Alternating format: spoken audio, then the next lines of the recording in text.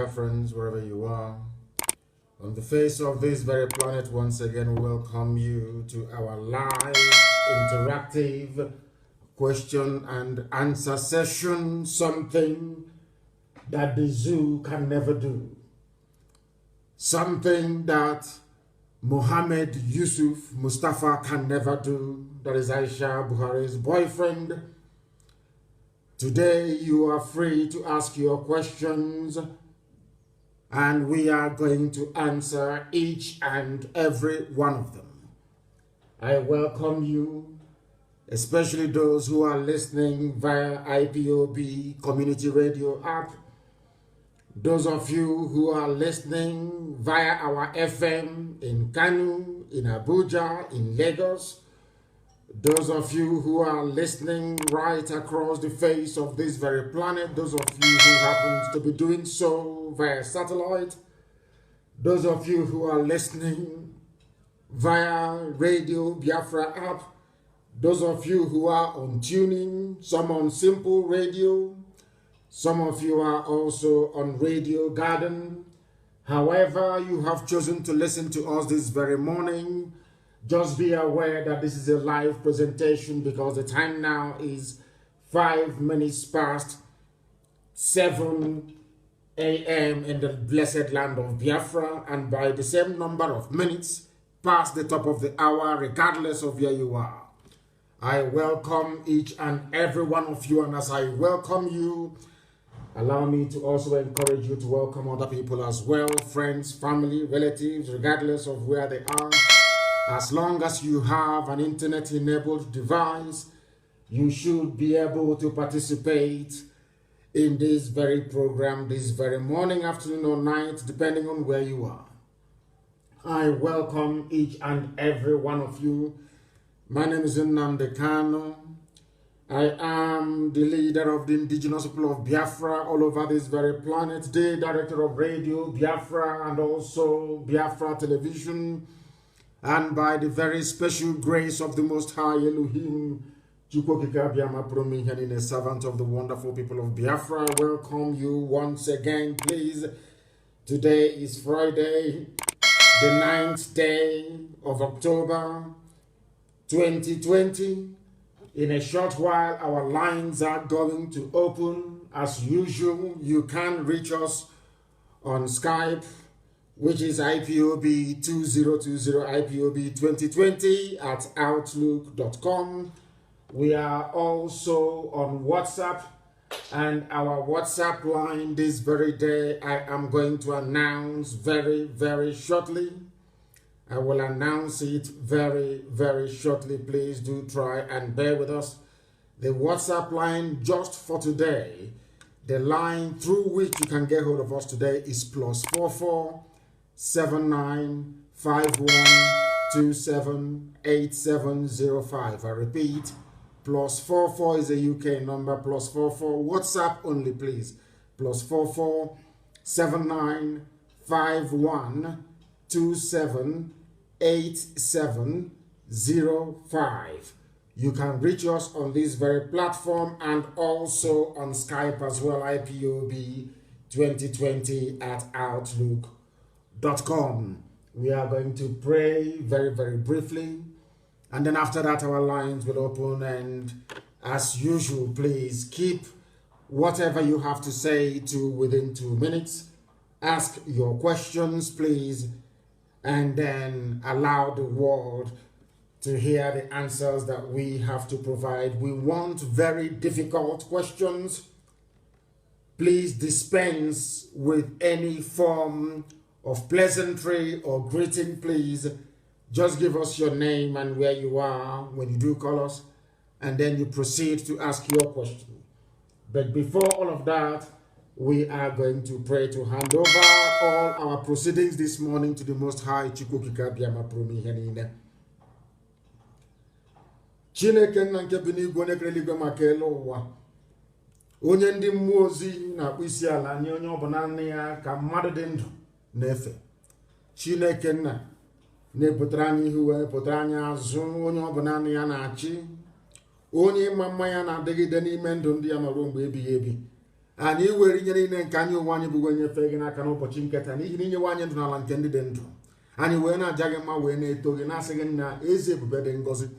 Those your man kid can you wear bassa? No hint don't know one in. Ndino no chichery.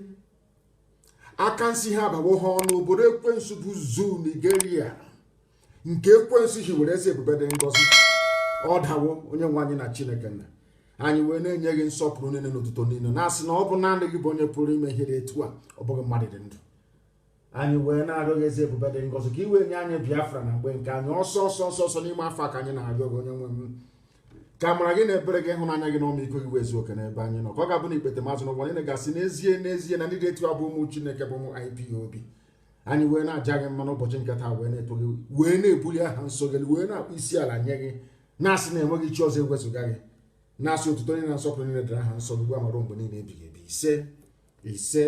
he said that was the language of heaven. The language of heaven. People are calling, and I'm not going to waste any time. We are going to the lines this morning to go and take the calls of those who have been chosen to pursue this very effort. I have a caller on the line, please. Your name and where you're calling from, please, and make it very brief. Your name and where you are, please. Good morning to you. My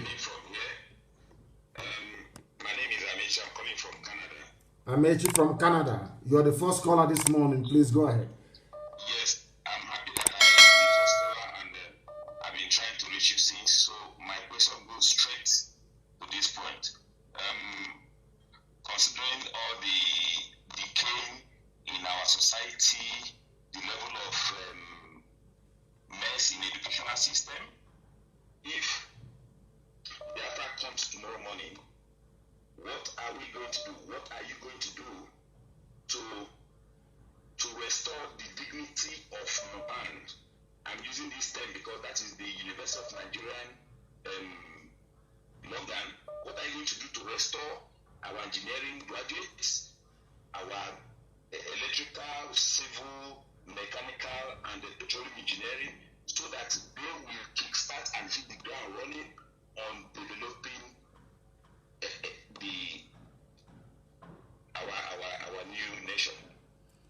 Thank you very much. Education for us will be a priority, and all of this, the blueprint, how we're going to approach the education sector is going to be contained in a document that will be published as soon as we gain our sovereignty, as soon as we gain our independence.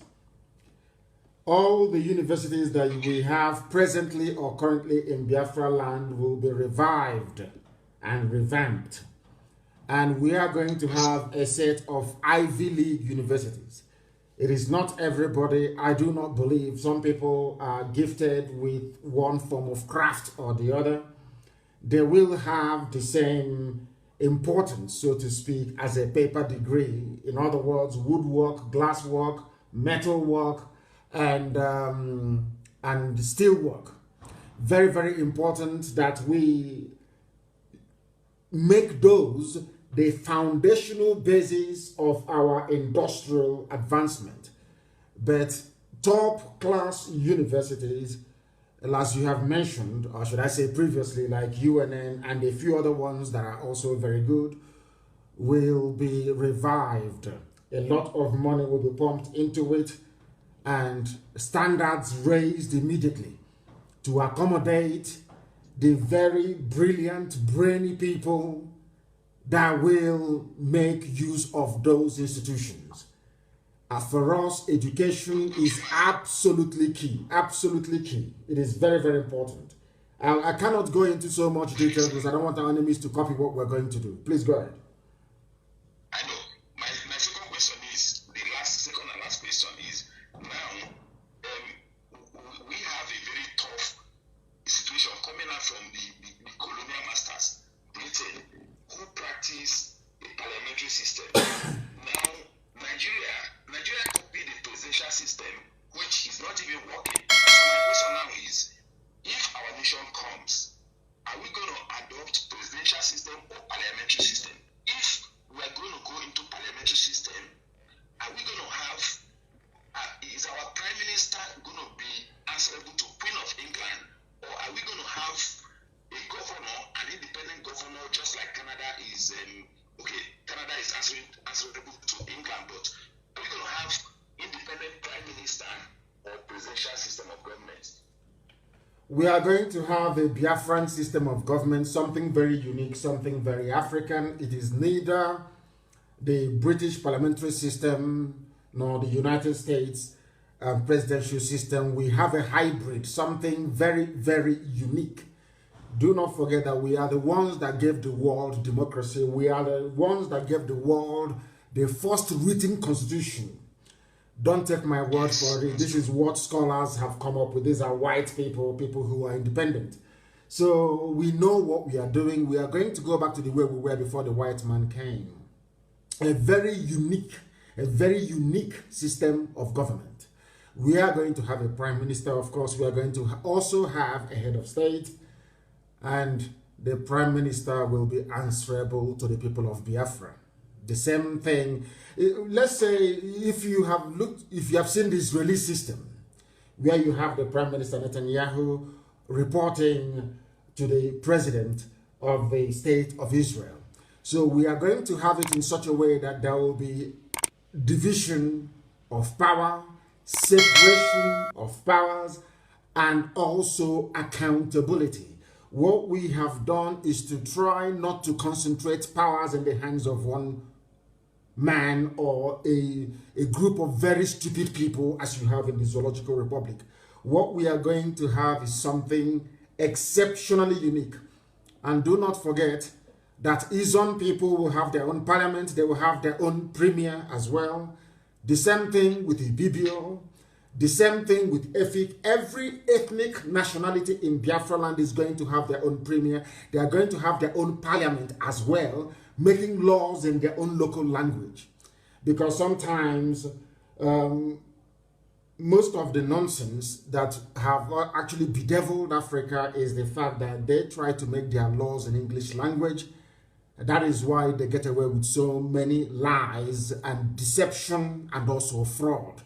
So in Igbo land, the Igbo nation is going to have its own parliament making laws in Igbo language. Idoma is going to have Idoma parliament making laws in Idoma language, answerable to the premier of Idoma land, who in turn is answerable to all the people who he has been mandated constitutionally to preside over. And mind you also that each and every of these ethnic nationalities within Biafra land will have their own flag and their own national anthem. And any day they wish to leave the union, any day they want to abandon Biafra and go on their own, we will go down to have a party and say, we will have a very beautiful send-off party and say bye-bye to them. That doesn't mean that we are not one people, we are still the same people. So what we are going to have is something very, very unique. Very, very unique to Africa. We're not going to copy anybody. And I believe very strongly that after about 10 or 20 years, people will begin to copy us instead. Thank you very much. Thank you, Mazi. Thank you, Mazi. May God bless you in this trouble, and we continue to pray for you. He said, and you too, my dear brother. Thank you very, very much. Thank you very much. I had a caller previously on the line, but they are no longer there. So let me go again to WhatsApp and see who is there. The caller on WhatsApp, can you hear me, please? Your name and where you are, if you may.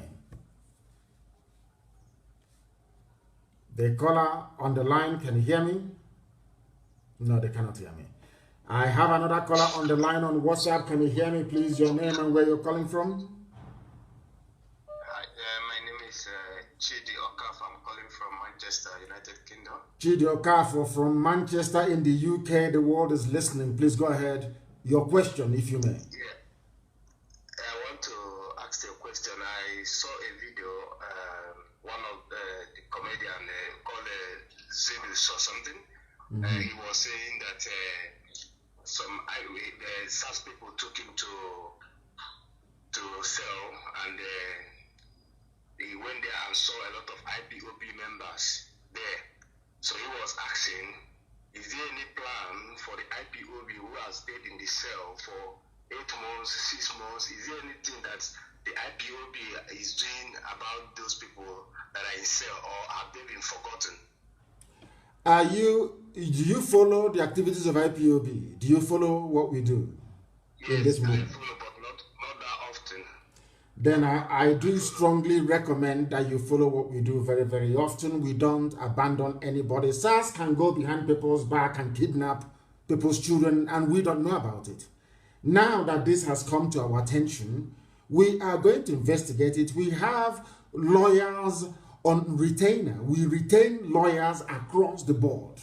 Across the board. So anytime we get any information regarding any illegal abduction or detention, we go to court immediately and we get our people freed. The thing about the zoo is that Nigeria is a criminal state. It is a jungle, it is a zoo. It is a place populated with animals who cannot reason properly. That is the reason why they can take people's children and hide them from us. We don't know about it. But now that it has come to our knowledge, we're going to do something about it. Zedus or something. Zedus, he makes a comedy. He's a comedian. So I saw the video he made. I think that should be last month. So calling on the IPOB members to go and rescue this, at least in Anambra State. If you kidnap them, and because they protest, and why they feel an herdsmen, those are key people. Once they come, highest 2 days, they go out. But the IPOB member who protest peacefully are in the cell for over, some of them are there 6 months, 8 months now, and their family member, some of them, their family member don't know where they are there. That is what I'm saying. Look for the video and look for the video and circulate it, please. We want to see that very video. And if you have been following, and I would strongly recommend that you follow what we do, you will see our statement that was issued only 2 days ago. We made it very clear. The thing about the zoo, Nigeria, is that they go about kidnapping people. They don't make what they're doing open. That is why they have so many checkpoints in our land. You can come to a checkpoint and you disappear from the checkpoint. People don't understand why we're against all these things. People, the idiot, that very fool in New York, that idiot in New York, talking nonsense, they're giving money to the fool. These people don't know what we are passing through. That is the thing about black people, and I keep lamenting and complaining about it all the time. When you give money to a black person, they lose their senses, they no longer reason properly. These are the things that we are fighting. People don't understand the meaning of agitation. We want freedom, we want people to be free, and we are not going to stop until we are all free. The only way to stop SARS from kidnapping people, locking them up, harvesting their organs and selling them to Indian doctors is for us to have our freedom, for us to have Biafra. It's as simple as that. Anything else is a complete waste of time. And that is why I abhor and despise anybody who is against what we are doing. That is why I have continuously said that anybody who is against what we are doing is a child of Lucifer. That person is evil. Absolutely evil. There is something I'm going to read later on this morning that was sent to me.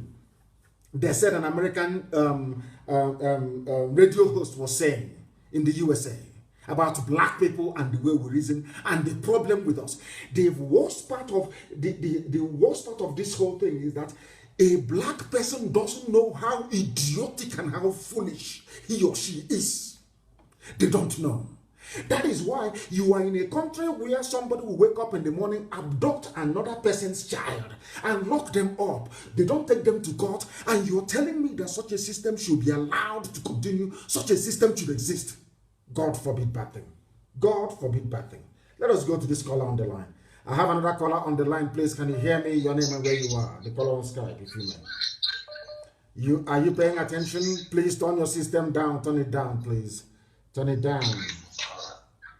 Turn it down. Good morning, sir. Good morning to you, please. There, well, your name and where you're calling from, please. My name is Uche Mwago. I'm calling from United Kingdom. From the UK again, yes. Go ahead, please. Your question. I'm very, very happy to reach you at this hour. And I pray that you will will bless you and guide you. You say? I have a few questions to ask. One is that Being that you have reiterated many times that you will not participate in the governance of Biafra when it comes, how will this vision be implemented if you will not be a leader after getting Biafra? Being that you as a person as well will have the right to contest fairly, and you know what the outcome will be. That's the first question. The second one, quickly, is that there are many communities ravaged by traditional reputation based on greed, the greed of the wealthy people who will dethrone some traditional rulers like Eze and all the rest of them, and go to court and propound some ridiculous theories, and because maybe the people who inherited, who it is their right by hereditary, which is practiced all over the world, poor, and they are dethroned, and somebody who is not qualified and who by right will not even have the right of succession, will now be as a, what will be the situation when Biafra comes? Will this trend be reversed to the original status quo of hereditary? And that's my second question. But finally, will there be a grand master plan for economic and commerce, as well as architectural development plan and process in place when Biafra come? Or will things be like it has always been? Anybody can build where he wants, any type of thing he wants? Or will there be somehow, like the case of Dubai and development of cities in China and other parts of the world when Biafra comes, so that people around the world will feel compelled to be in Biafra land? Development of the federal government of the Zoological Republic is trying to colonize the rivers, when other places like every Igbo land or Biafra land is blessed with river banks that can form as tourist attraction site, pleasurable areas, you know what I mean, where people can enjoy all the endowment that nature and God has blessed us with. Will all these things be put in place so that our place will be the heaven on earth, which I have seen the vision as well as you have, that God has promised us?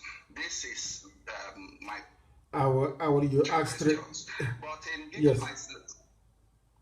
Go ahead.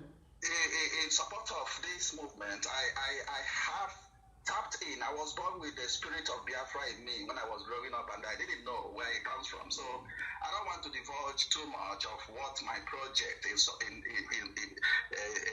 the spirit of Biafra is, but it's coming soon, which we go on to sensitize our people in the various languages of Biafra, because we have suffered too long. Everybody I work in low-paid job in this country is either a PhD degree holder of international repute or having multiple degrees. I myself, I have 8 degrees. Apart from the one I came with from Nigeria, I have 8 degrees in this country. And what am I doing with it? You see, so it's painful. It's really, really painful. And hearing your voice is like giving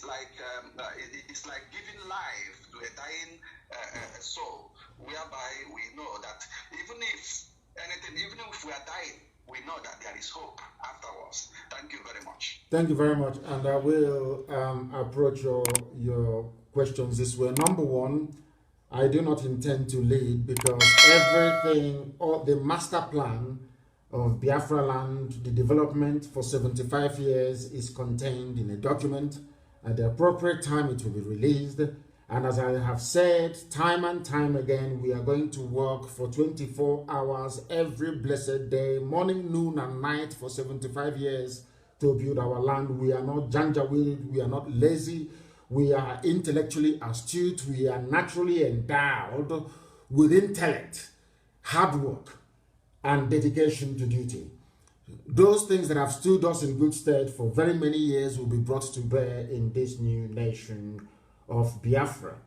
And regarding what you said about some hereditary titles and the thrones and all the rest of it, Biafra is going to be a republic, or the people will have to decide via a plebiscite the type of nation that they want. If we are Republicans and we have been saying it for as long as we have lived that we are Republicans, then there will be no title will be hereditary. Every position will be contested for and voted for, even down to the chief of police. The chief of police will be voted for by the people. So that you're not going to have the type of issues with SARS that you have in the zoo. The people must be responsible for the type of government and governance that they have. Nothing is hereditary. Nobody is going to go to a court of law talking nonsense, saying it is their turn to inherit a throne in a particular village. All that rubbish will be swept aside. We are going to run a purely Republican society. Republic. Which means that the people will have to decide what happens and who governs them. And the reason why we have spent years educating and enlightening our people is so that they go into Biafra with a type of mindset that will sustain the type of growth and development that you're talking about. Because if you have idiots there, I have said this thing before, if you have idiots there, you will have one Alamajiri, one idiot from Sokoto. Out of envy and jealousy that Biafra is doing very well, they can bring out some of the money they have looted over the years and give it to one idiot to go and cause havoc in Biafra land as they are doing. Right now, if you're a preacher in Biafra land, or if you're somebody that think that people have regard for you, they give you money and ask you to go and castigate Biafra, castigate IPOB. You come out and you take the money and start talking rubbish. The next day, we are not going to allow such things to happen in Biafra, and that is why we will have the very finest secret service that man can ever imagine possible. Our secret services, they're not going to sleep. They are the ones who will make sure that no counterfeit money gets into the country. People don't know the impact that counterfeit money will have on an economy. Because most of them, they are black people, they don't know. They don't even know the meaning of inflation. They don't know the impact inflation has both on wealth creation in terms of employment and making sure that we have a viable society that people will be proud to belong to. And coming to your very last question, as I said earlier, we have a master plan, believe you me. We are going to, nobody's going to be, people talk about cultism, they talk about armed robbery, you're going to go to work. People are going to, there will be department for employment. If you're unemployed, you'll be registered, the computer will capture you as somebody who is unemployed, and everything will be done to make sure that you have a job to go to. Before the white man came, we didn't have armed robbery, we didn't have people stealing. People used to go to bed, leaving their doors open. We never used to have any high fence. All this fence you're seeing these days, people build house and they build fence, suffocating everybody inside. It's a new phenomenon. It didn't used to be there before. People leave their father's compound and they go 4, 5, 6 miles away and go and live in a farm, only them. No armed robbery, nothing. All these, should I say, new age afflictions came about since the white man came and started talking rubbish about one Nigeria. We are going to go back to where we are as a people, but far more modern, far more forward-looking. Imagine what we have done with nothing. IPOB is causing the zoo sleepless nights with nothing. No politician can come out and say, we are sponsoring IPOB. No businessman can come and say, we are putting money into IPOB. From the little that we have, look at the impact we have made. Then imagine when we are given a country, we will turn it into paradise on this very earth. And they know. And that is why Obama is talking rubbish and talking about one Nigeria. Because they understand what we have in us. They understand that we are asking for Biafra that we may manifest the goodness of God in us. That is what Lucifer doesn't want. That is what the forces of darkness do not want. But they have no choice. They have absolutely no choice because we are winning. And in the end, Biafra will come. Thank you very much, my dear brother. Thank you very, very. 8 degrees he has. My goodness me. 8 degrees. I have a caller who happens to be on the line. Can you hear me? This caller is on WhatsApp. Your name and where you are and your questions, please, if you may. Can you hear me? No. They are reconnecting. I have another caller who happens to be on WhatsApp. Please, can you hear me? Can you hear me? For the last time they call on WhatsApp, can you hear me? Wonderful. My angel manifested the human form. Nnamdi kanu. Thank you. With you and everyone on this great platform propagating this everlasting gospel. I remain your humble brother, Mazi Epruke, calling from Igbocha province. From Igbocha? Please go ahead. My leader, I just called to, there is need for me just to say it, because here, there is here, and they are not really, based on what you are talking about concerning the master plan and the way forward when Chukwukabiyama restore our land Biafra, how it will be governed. And you have made it clear concerning the democracy and all the rest of them they are talking about, that it emanated from our land. And yes, in order to add to this that you have said now, I want to give a sort of advice or encourage that when this government, our government comes, for instance, after laying the foundation, that must be done. After the foundation is laid, before the contesting of whatever position, because foundation must be laid, and whoever has have the master plan will lay the foundation, make sure that the foundation is correct, and you are the one now. Is it contested? So that is, by the way. Then when they will begin to now contest for political positions, now for instance, you know our people, during the olden days, during maybe when they have, people will have different opinions, this, that, different opinion. And when they come together in the Mbarama or the market square or whatever they will gather, you will see that everybody, when they vote and have a consensus, they say, oh, Hakarashe. Or everybody will, and whoever have a different opinion or decision will bury his or her opinion or decision and imbibe with the one that everybody agreed and work with for the progress of that particular opinion. And this is what is lacking even in the whole world today. That is why you are having Democrat, the Republican, APC, PDP. They will not be, for example, when a particular party emerge in the center, what I advise so that it will help us, every other position, every other political party must be collapsed. That one that emerges in the center, everybody will rally around to make sure that everyone work towards carrying the collective developmental activities of that particular.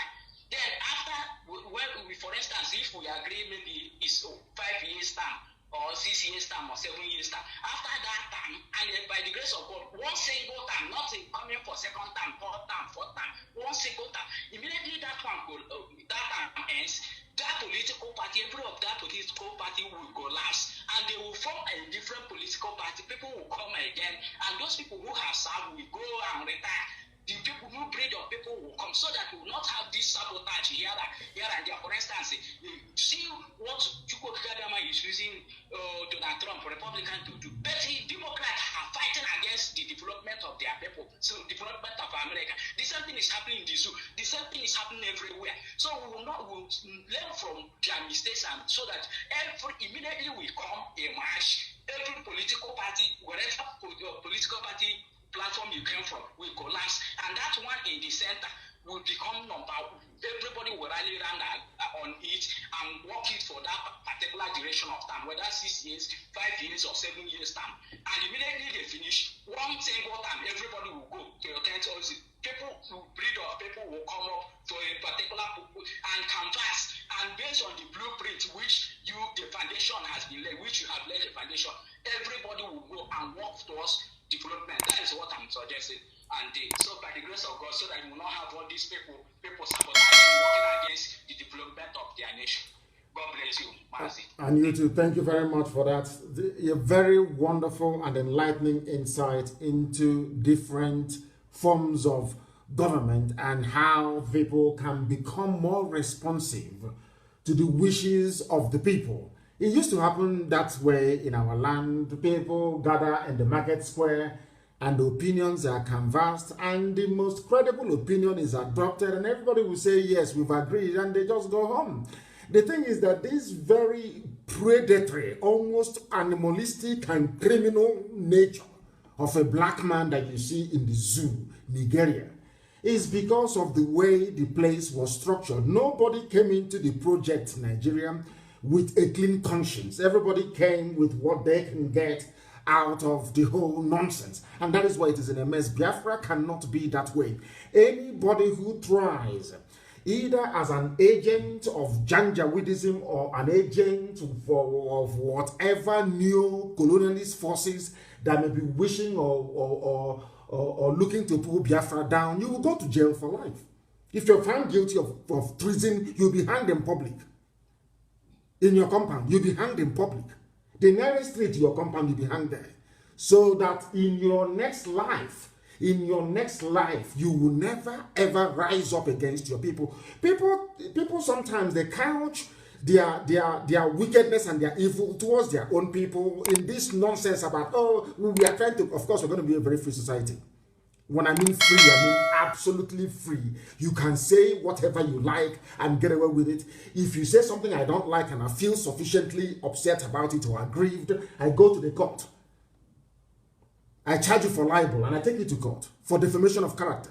And then you go there and prove if all the allegations against me is right or wrong. But somebody sending police or sending whoever to go and arrest somebody because of what they said is all crap, all rubbish. It's not going to happen in Biafra land. So we are going to have a very viable, vibrant democracy.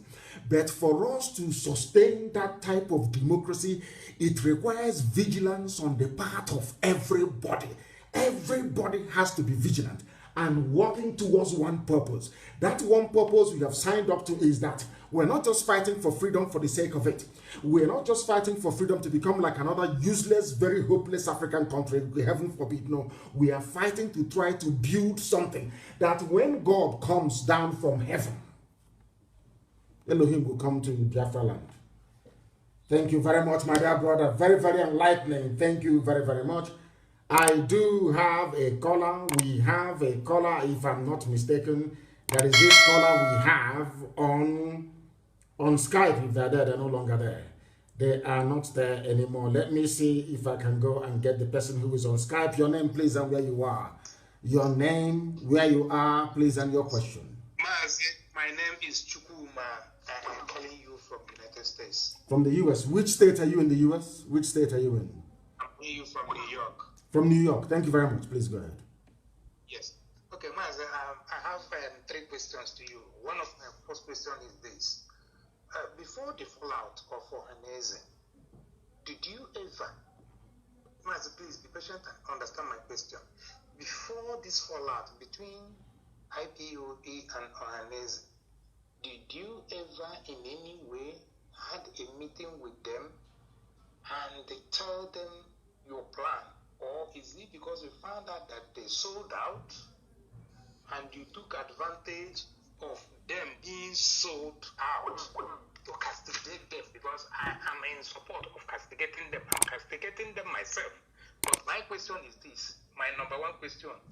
Did you ever tell them all these beautiful and wonderful plans that IPOB has brought for the development of Biafra land and liberation of Biafra?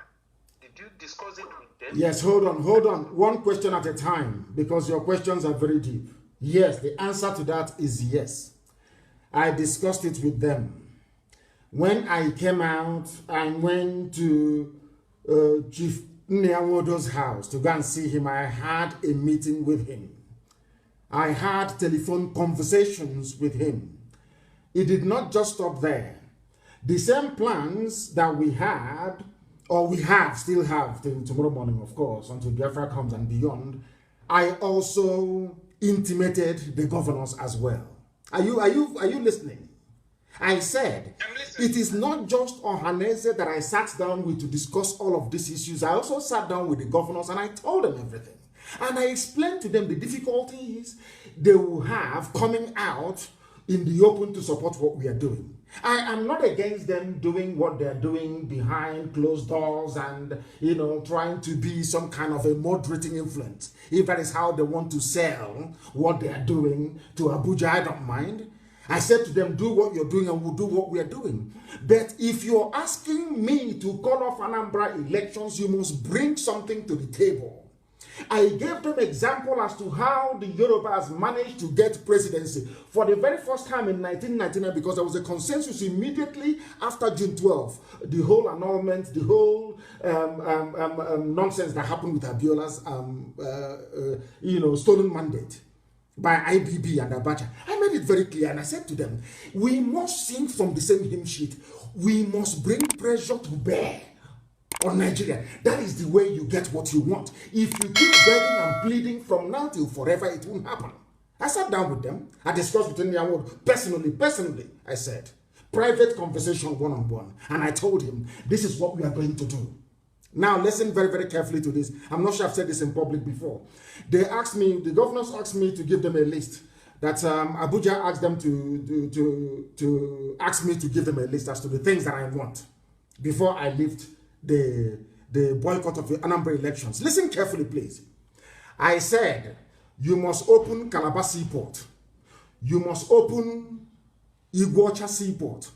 You must open Warri Seaport, because there is something wrong with all of us crowding around Lagos all the time. Apapa and Tinkan. You try to get funds from abroad, or you struggle and you buy a car, you bring in the car, and the car has to go through Lagos. Why? When the same Atlantic Ocean flows through Warri, flows through Iguacha, flows through Calabar, the same lane that the ships will take to going to South Africa, going to Angola, going to Gabon, going to Cameroon, all those places, the same Atlantic Ocean. Why must this ship stop in Lagos? Why can't it continue all the way to Calabar, all the way to Iguacha? So I said, you must open Warri Seaport, you must open Iguacha Seaport, you must also open Calabar Seaport. And I asked them, listen carefully, and I asked them, and I said to them that the river port in Onitsha must be opened. I went as far as saying that they must also build another river port in Lokoja, not to serve Biafran people, but to serve those who are in that area. We had all these things, all the plans outlined. I said to them, take this thing to Abuja and tell them that is what I want before I can call off the elections, the election boycott. You know what they did? Now, after going through all of that, because remember that then the Buhari had died, they buried him in Saudi Arabia, they were preparing Jubril to take over then. Osibanjo called them for a meeting in Asarok on the back of the submissions that I made. As I'm telling you, that call Nyangot on the phone and ask him. On the strength of IPOB's agitation, Osibanjo called them to a meeting. Nyangot did not tell IPOB that he was going to that very meeting. They went to that meeting, they took the CV of their children, their resume, CV, all of them were going there to look for jobs for their children. They never discussed what way. That very list I gave them to give to Abuja. And I said to them, there's some things I can't say on air, to be honest with you. I advised them. I advised them and I said, if they ask you, tell them I have to take something. Since you say we are your children, tell them I have to take something back to my children for them to stand down what they are doing. What are those things? As I have listed, I said all the industries that were closed down, all the industries that Michael Opera built, all the industries that Simon Bakwe built, that are moribund, we want them revived so that people can become gainfully employed. I asked Ohaneze and the governors, I said to them, what is the money that who stole the money that Jonathan voted for Iguacha to Enugu Expressway? Where is the money meant for Onitsha to Enugu Expressway? Who has that very money? Who stole that very money? Because Jonathan awarded these contracts twice. Now it was then I discovered that they had eaten the money. That those who are in Ohanese are the ones that ate the money. How are they go?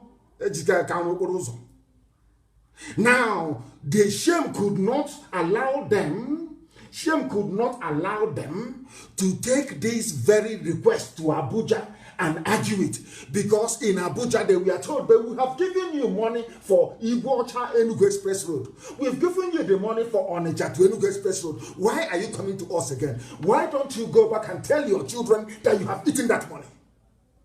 Do you understand? Now when they pressed me that very day at government house in Enugu, the then DG of DSS, Daura, was in Enugu that same day. They brought their money, their euro, in white sacks to give me money. Once I call off Anambra elections, they will give me money. And I said to them, no, I don't want. I was in that meeting with the governors. They said to me that Nnamdi is upstairs, that Ike Premadi is upstairs. Do I want them to come and join? And I said to the governors, no, they cannot come now. Go to Abuja and tell them this is what we want. When they agree to it, today we cannot have a jamboree together. That's one big family. That was the day they decided that we are unmovable, that they will bring the army to kill us. That was the day Nyawodo and all the rest of them ganged up and said to Buratai, come and kill them. They now held a meeting at Nike Lake Resort, where they planned to kill me and to kill my parents and IPOB family members. That was exactly what happened. Your second question, please. Thank you. Thank you. My second question is this. Is a senator voted in through PDP, political party, whatever, I don't know. And now, Dave Omai is also a PDP member.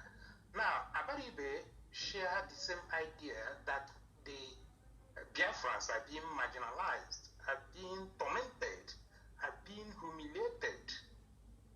Do you think, since you approve of Abaribe, that this Abaribe has been able to share his ideas with Dave Omai, Ohaneze, and Ike Nwusu? Because I'm hearing that name for the... No, Ike Nwachukwu. Yes, I just want to bring in that name again, because I saw a different name with that. So my question here is this. Has Abaribe, whom you have asked us with his performance and his behaviors, that is outspoken, to tell the world how we have been marginalized, do you think, since he works on the platform of PDP, and the Dave Omai, who has claimed that he is the governor's forum, or chairman, governor forum of PDP, that he has shared his idea with Abaribe, or that he has bought the idea of Abaribe, of believing that we are humiliated, marginalized, tormented, killed on daily basis? That's my second question. Yes, I want to answer your question this way. In the year 2000, and Obasanjo got in 1999, after Jim Woburn and Ojo Zokalo betrayed Ekweme. I want to answer your question this way, that Abaribe is a lone voice in the wilderness. Now, the question you should be asking is, why are the governors, why is that? That other lawmakers are not backing? Is what Abaribe saying, is it wrong? That we are marginalized? Is it wrong? Everybody knows it's the truth. Now, ask yourself this question. Now, this is how I want our people to reason.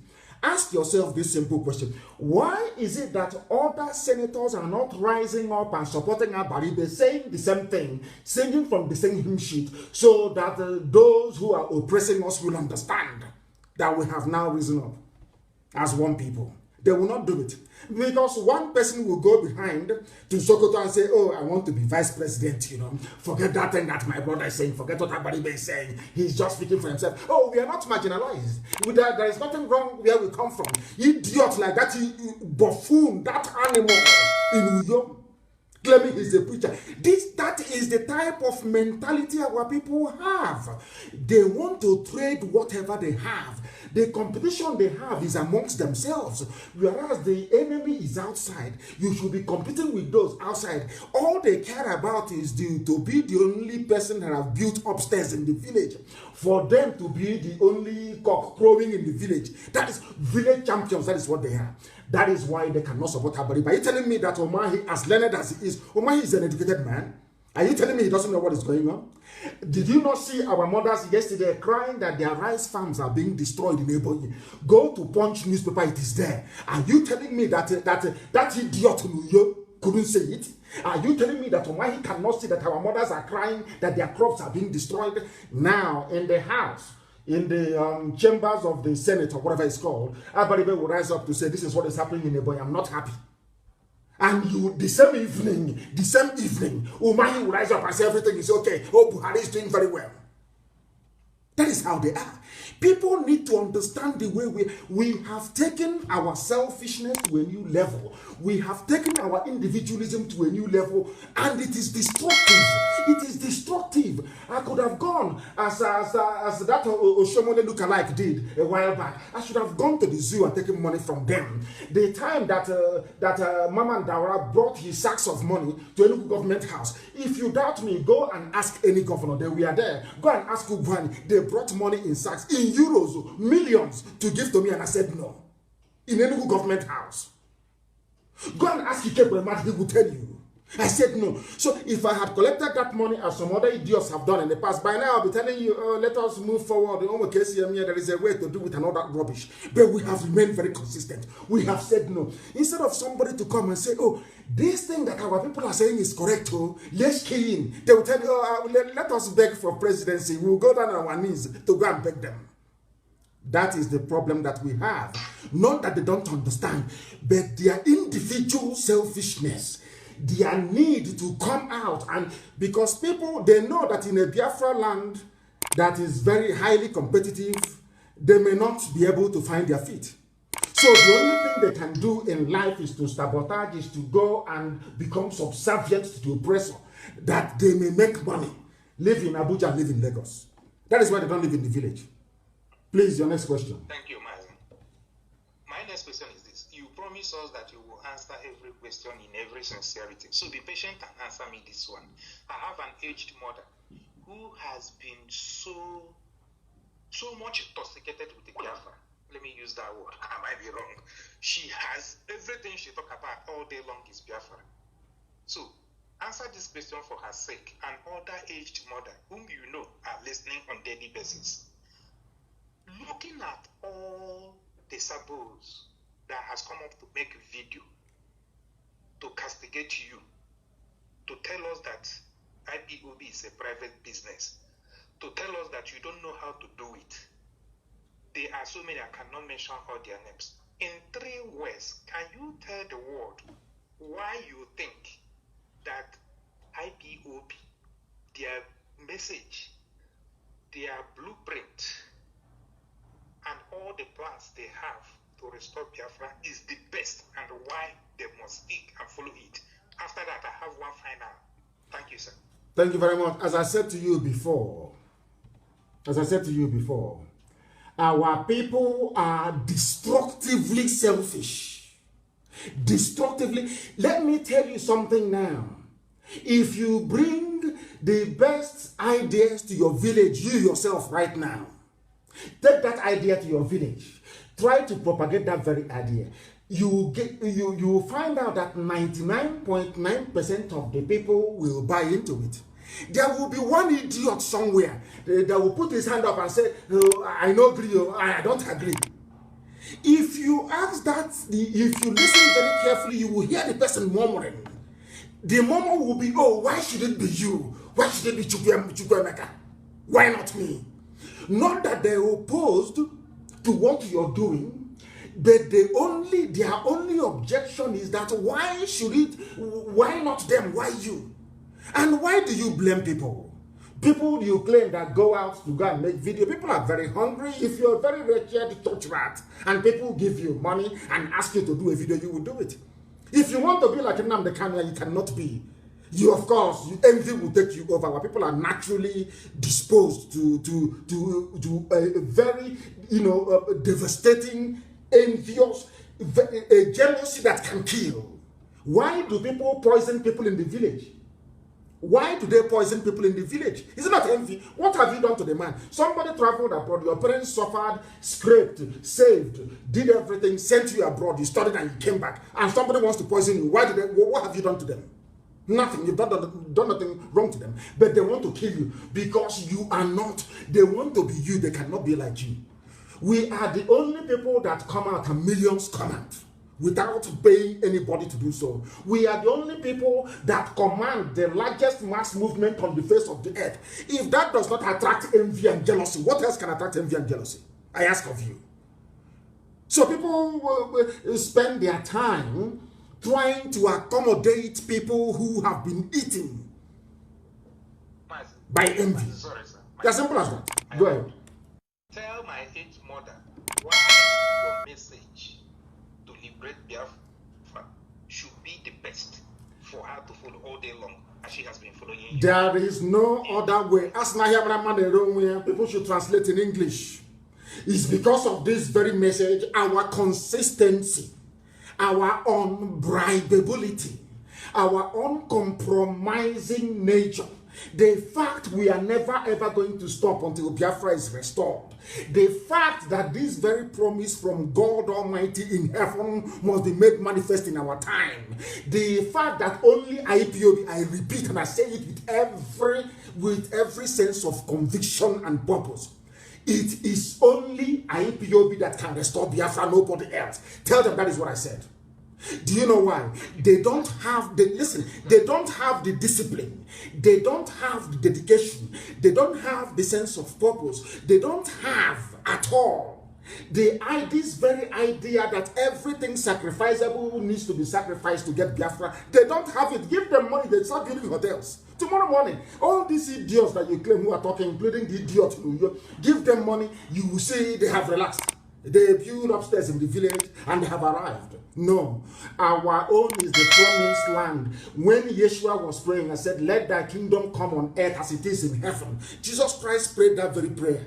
And we are referring to Biafra, and I can tell you that very confidently. That is the reason why Obama said to keep the zoo one is a tax that they, the idiotic Janjaweed jihadists, must do, because they know that Biafra is the kingdom of heaven upon the face of the earth. And anybody, if you are discerning, if you have the eyes in the spirit, if you can see, you will see what millions have seen. Our brother a while ago rang and said, in the village in those days, you come around in a village square, any good idea is basically sold to the people.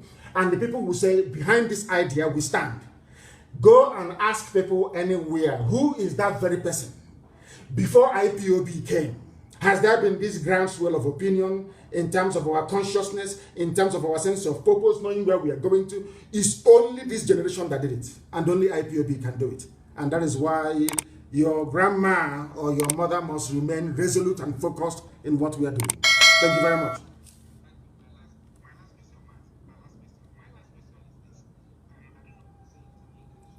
Sorry, please hold on a second. This is your last question you said. Please hold on. Yes, go ahead. My last question is this. That is, if you consume more, that means you defecate more, something like that. How do you plan to compensate? How do IPOB plan to compensate people in Aba, Onitsha, Owerri, and then for the lives that has been lost in agitating for Biafra? They have been going out for evangelism. Other people, these are matters that need to be very careful, because I have not seen protests about Biafra in Calabar. I have not heard about anyone in New York. I have lived in all these places, I'm telling you. I hardly, if not for the one IPOB initiated, seen anyone from the indigenous people in Ejo, in Bayelsa. I've been to Yenegoa before. I've not seen anyone. By the indigenous Efik people, I've not seen them. Now, look at Aba. Indigenous people in Aba have stood up to tell the world we are being humiliated and marginalized. Aba people have been killed in Onitsha. They have been killed and massacred in Asaba. Sometime I heard about that, but these days, no.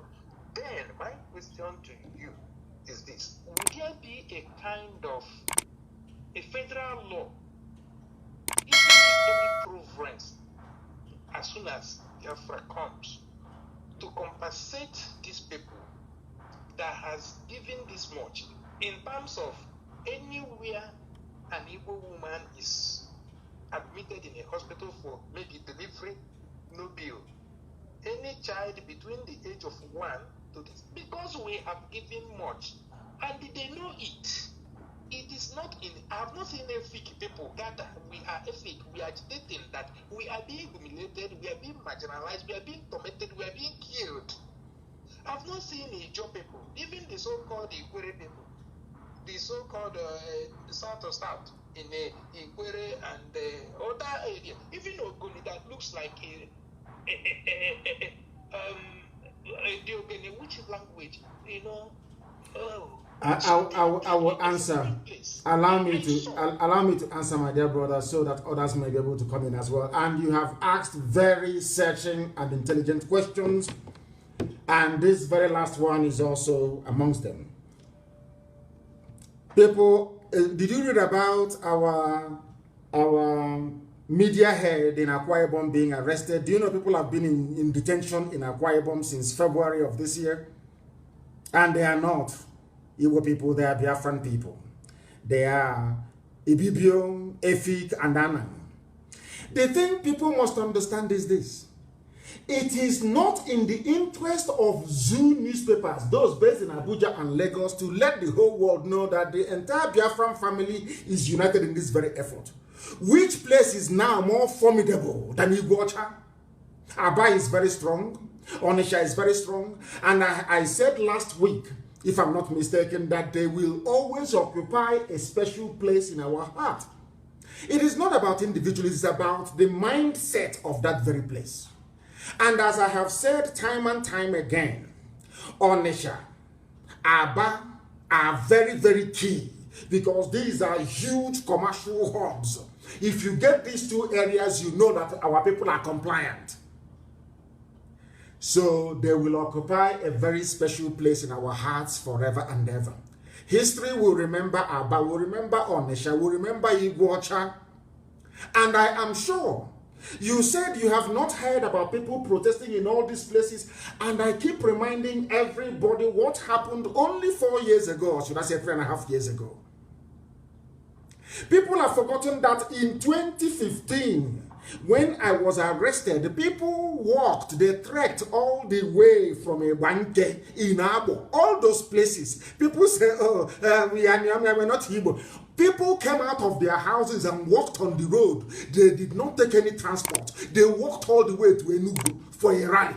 It was on their way back that they blocked the head bridge of Onitsha for 4 days, asking for my release. I have said this many times. It doesn't... People, there are places in so-called Igbo land that is more quiet than Ibibio land, than Efik land, than Anan land. But we know that not everybody is just like going to a war. Not everybody enlists as a soldier to go to war, but they are fighting under the banner of that same country that they love very dearly. The same way that not all of us, you don't expect all of us to come out at the same time. Some will be praying. Some people have to pray. Some will be pouring libation. Others will be offering moral support. Some people will be doing the cooking. You don't see everybody at the same time. But I can tell you that it is raging. If you go and see the number of IPOB families that are being set up every day, you will be astonished, I'm telling you. And in places that you least expect. Forget all the idiots that come out on the pages of newspapers to be talking rubbish. On the ground, we are in control. On the ground itself, IPOB is everywhere. We are in control on the ground. So don't bother yourself, my dear brother. And thank you very much for such searching and intelligent questions this very morning. Thank you very, very much. I have a caller who happens to be on the line. This caller, give us your name and where you're calling us from, if you may. That is network permitting, but I can see you're calling us from a part of the zoo and it is not connecting. And how come that is not a surprise to me? It is not a surprise to me for the very simple reason that that very place is not working. That very place is not functioning. I want to also use this very brief opportunity to congratulate Ngozi Okonjo-Iweala on her appointment with the WTO. I want to congratulate her. That is a very big difference between us and Alamajri that went to ICC court and he came last. Ishak Bello. He came last. Because Okonjo-Iweala one time came first. That tells you all you need to know. So when fools like Obama say keeping Nigeria one, you can now understand the reason why. Because Okonjo-Iweala, thank you very much. Thank you very, very much. I am humbled. I am humbled. You have done Biafra proud. The caller on the line who happens to be on Skype, can you hear me? Your name and where you are, please. Good morning, Maze. Good morning to you. Raise your voice for us, please. My name is Nnamdi kanu. And where are you calling from? I'm calling from Hungary. From Hungary. Please go ahead. He is calling us from Hungary, but he is no longer there. He is no longer there. I don't know what happened. He is no longer there. We are listened to right across the whole globe. On purpose, we didn't advertise this very program to see if some of you would join. Can you hear me? The caller on the line, can you hear me? Hello? No, your line is breaking. Now I can hear you. I can hear you, ma'am. I can hear you now, yes. Please, your name and where you're calling from?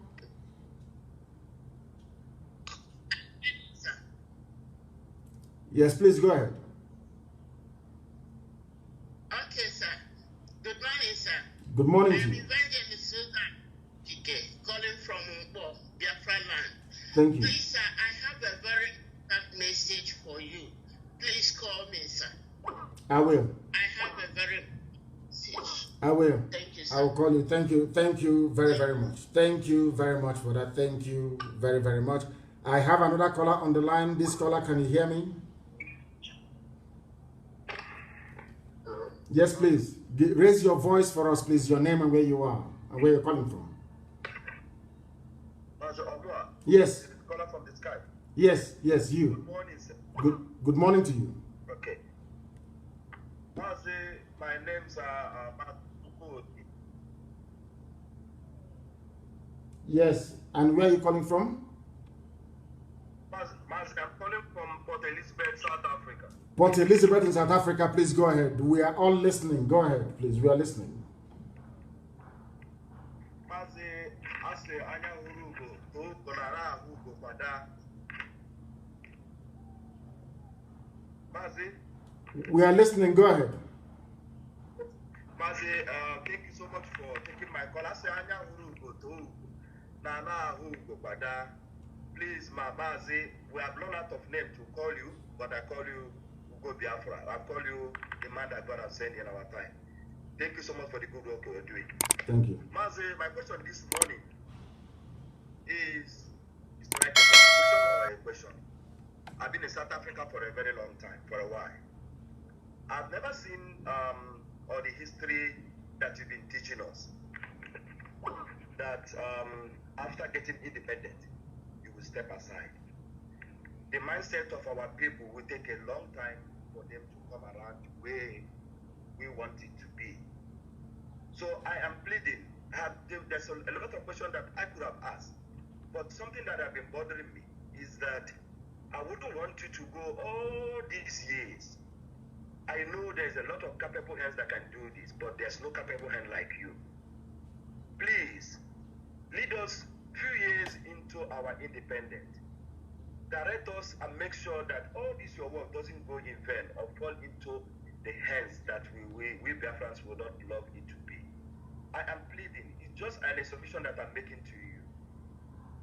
You have to listen to the voice of the people, because after this whole struggle that we are in now, and you say you're not going to lead us into the few years. Nelson Mandela was there for so many years, been in prison and so many years, and he came out. His people give him a mandate. Lead us into this freedom. If you're going to be the president, somebody else can be the prime minister, so you can direct our affairs. Because, to be honest with you, it has taken over 100 years that Britain have damaged the way we reason. It has taken a long time for all we are doing now to just come after 10 years. That's so, like I used to say this to so many people in South Africa. South Africa is going down is because it takes 300 years to damage their brain. And for them to come around, it needs somebody like Nnamdi kanu. It will take us another 50 years in order for we to come around. But if you lead us into 5 years or 8 years after our independence. Then by then, our minds set. I know Biafrans are very, very, like we travel all over the world, we're all over, and we're all going back. I am preparing to go back. And Mazi, please lead us into the first years of our independence. I am pleading with other voices of Biafrans, pleading. Please, when we get our independence, lead us. So another thing that I want to say is, please, Mazi, consider me to be one of the hundreds that you're talking about. My name is Mazi Chukwu from PE. My coordinator is Mazi Chukwu. Thank you very much. He said, thank you very much. You're very kind. Thank you very, very much. Thank you very, very much for that. Thank you. Thank you very, very much. I have another caller on the line. Can you hear me, please? This caller on Skype. Can you hear me? Good morning. Good morning to you. From Hungary. Yes, from Hungary, yes. That was why I took your call, because I saw the picture. Yeah, go ahead. Yes. Mazi, please, my question is this. When are we taking our agitation, our protest to the streets of London, America, Canada, Australia, and let us spend days the way we did it at Orange Head Bridge. Let us spend days on the streets of all these states, of all these countries in the world, so that they hear our voice, they hear our cry. This bothering me. I really want this. We need to stay there like this a week, so that they know what we are looking for. They know what we are passing through in the zoo. Please, this is my question, sir.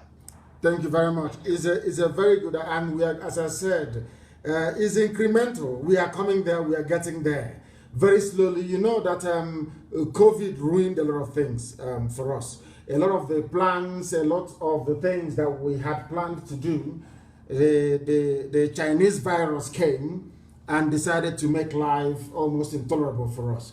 But we are getting there very slowly, and very soon that is going to happen, of course, COVID permitting. You know that 1st of October rally that was planned even in the UK, because of what COVID is doing to people in the UK, the police can only allow, or could only allow 6 people in total. So that tells you, as soon as this whole thing is over, we are getting there. We are getting there. Slowly but surely, we are getting there. The level of consciousness, the level of reawakening, the level of enlightenment going on now makes it imperative that sooner rather than later we'll march out on the streets all over the world to tell them how formidable we are.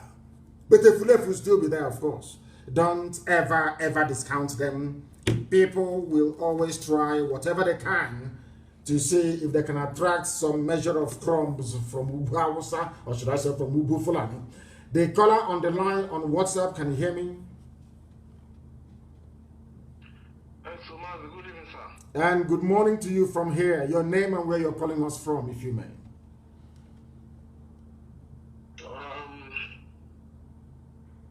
My name is Kelechi, and I'm calling from Australia. Kelechi who? What is your father's name? Anosike. Anosike. Thank you very much. Please go ahead. Kelechi Anosike, go ahead, from Australia. Go ahead.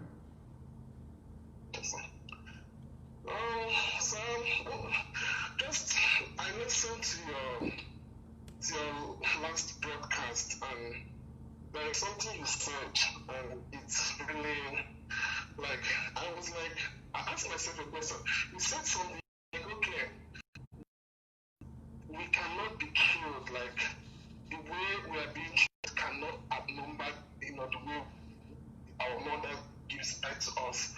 But I'm like, if it is this serious, why is it not like an open war, so that the whole world will know that this is actually going on?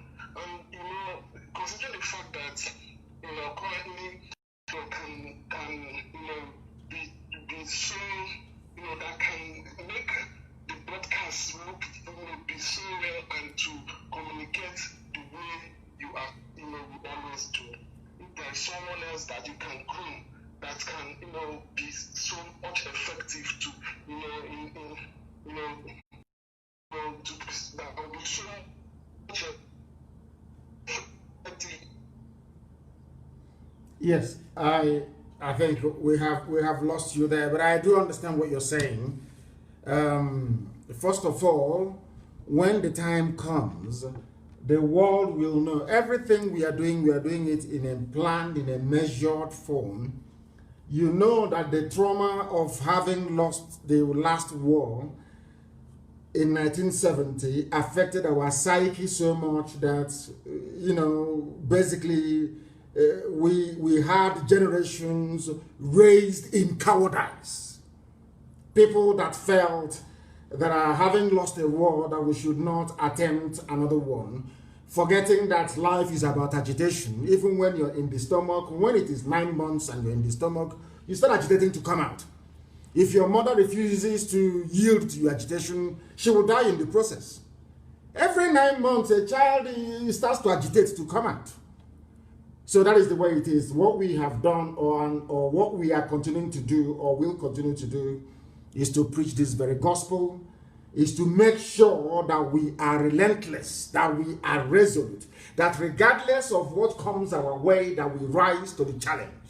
Because there are bound to be frustrations. Even Lucifer himself cannot be quiet, and you're building the kingdom of God on the face of the earth. Of course, the devil will be very upset with you. That is why we must remain resolute. That is why we must remain consistent. That is why, no matter what happens, we must remain doggedly determined to restore Biafra. That is something that you ought to know, please, my dear brother. And about getting somebody to take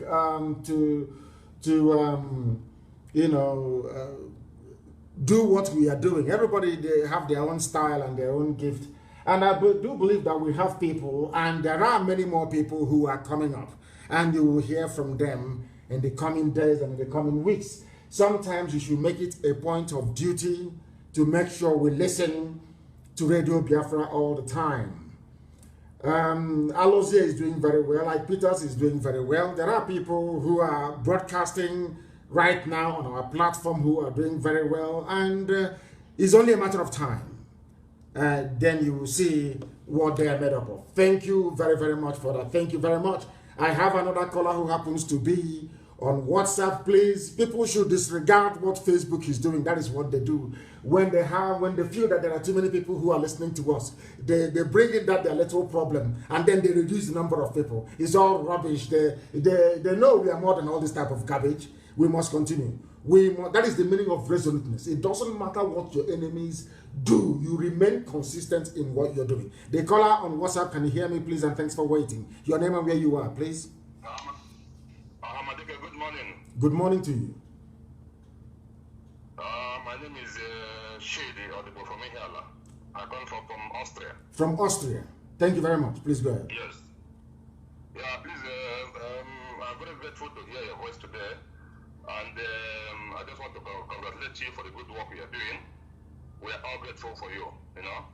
So my question is that I heard the way you were saying that every ethnic group in Biafra land should have their own parliament and decide and make their laws. Yes, themselves. of course. Yes, that is a very good plan. And the blueprint about Biafra is very, very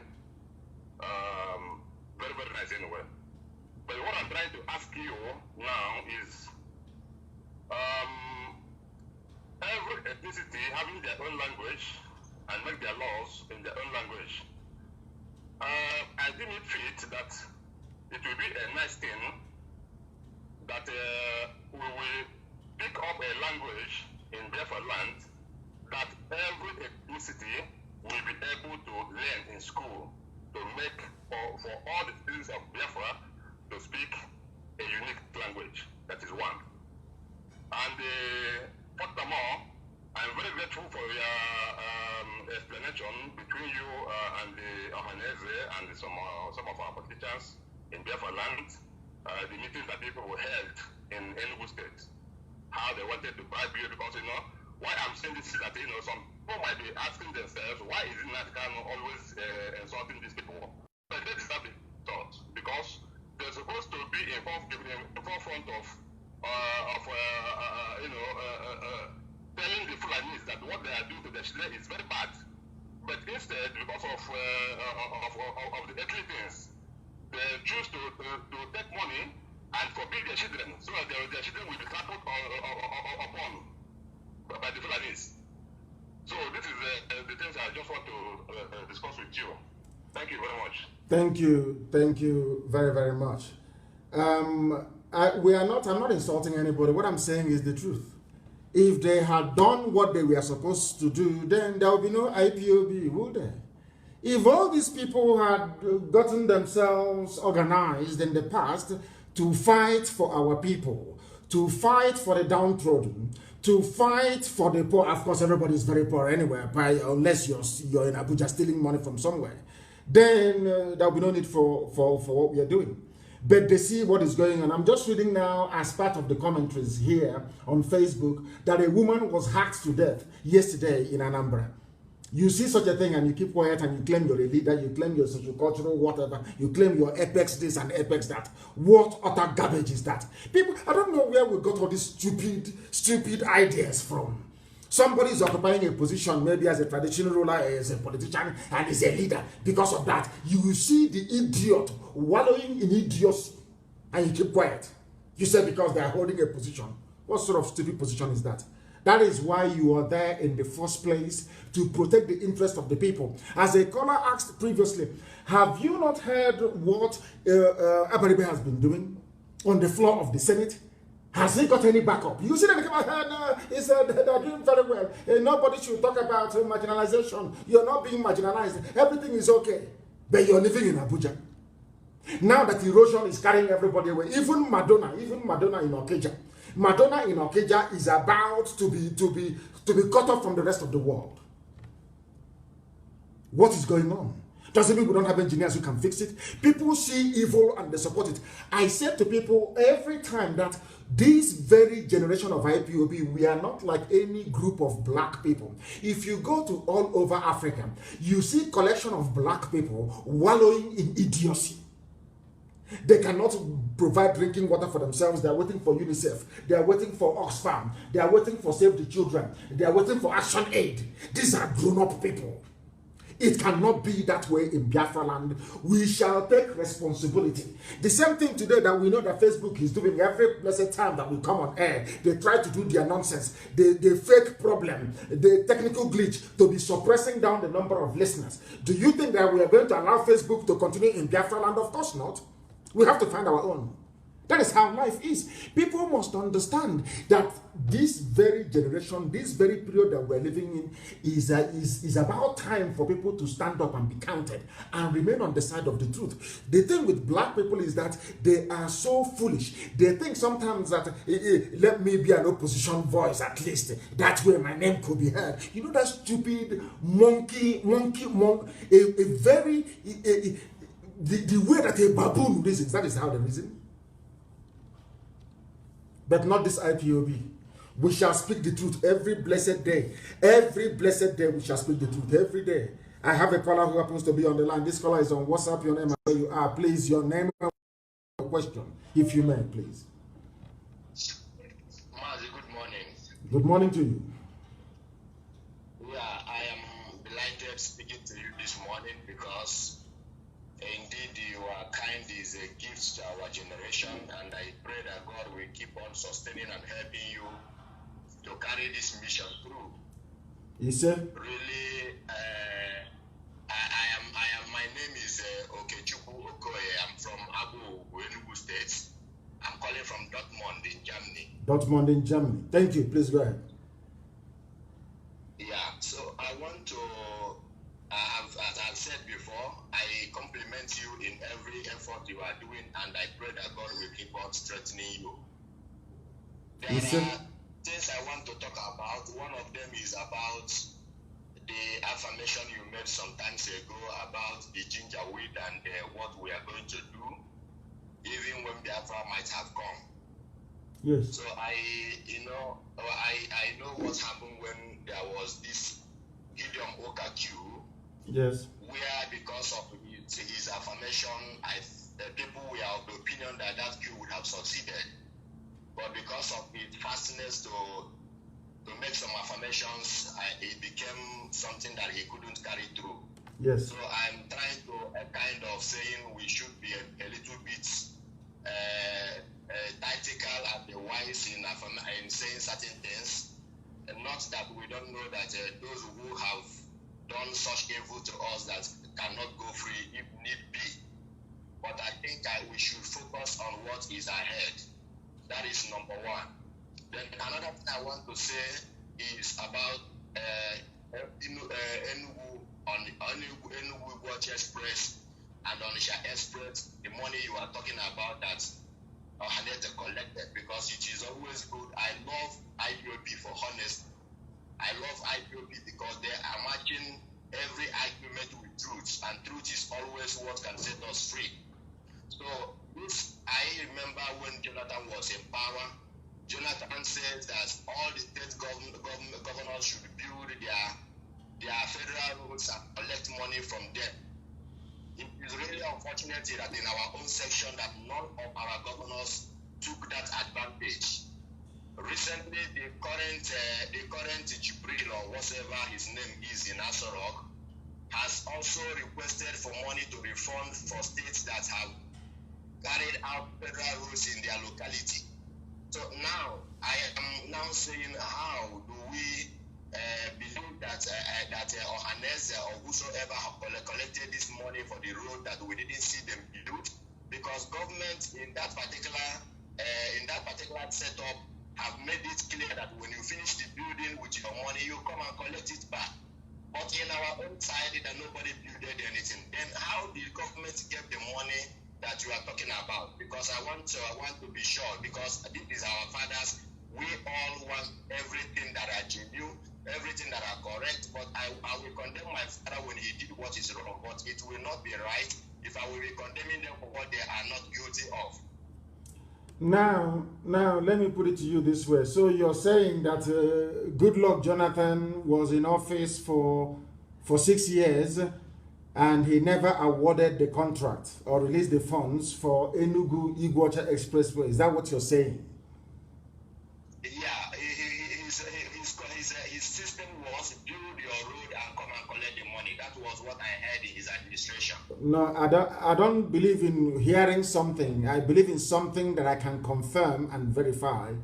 If you know anybody working... I had it directly from Jonathan himself. I had it directly from Jonathan in interview. He said all the state governors build the federal road and come and collect the money. Simple. That is what he said. So if our governors fail to take that advantage, I don't see how Ohanese that wasn't what happened. So what you're saying to me that hold on. Let me correct you. Please. So you're saying now that every capital project going on in the zoo as we speak today is go and build and come and collect refund later. You are mistaking two things. The governments of the zoo have been saying, if you spent money on federal roads, come and take it back. And I want you to send anybody to Federal Ministry of Works. I think it's where Fashola is, the man of darkness. Send anybody there. Let them go and bribe whoever is at the gate. Go and bribe somebody to bring out the files for you. Just tell them that you want to know the status of Enugu Watch Expressway. Tell them there's something about Enugu Onitsha Expressway as well. They will tell you. And then lastly, I know who ate the money for Omuaha Uwere. You know the road that passed Trimbis. Are you aware of that road? I know who ate that money. I know who has it. And what they did with it. So we should stop providing excuses for people who are corrupt. That is the reason why the zoo is corrupt. Because black people always make up excuses for what is evil. Since I made the allegation, has any of them come out to say that it is not correct?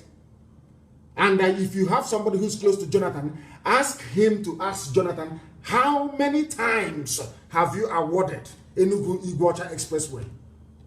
Then you'll be shocked. You will be devastated as to what has been going on in our land. So we know all these things very well. Do you know how many times they ate the money? Onisha,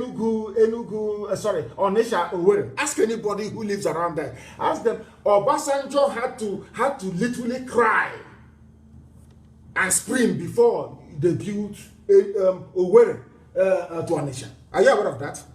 So which state governor built Enugu to Onitsha? Which governor built Owerri to Onitsha expressway and collected money from federal government?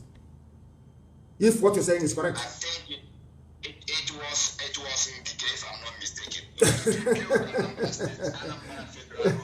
He built it out of rebellion because he wanted to prove a point. But later it became norms. Thereafter, others, Jonathan said others can build and collect the money. My brother, you are wrong. Whoever stole our money, listen, whoever stole our money is going to bring it out.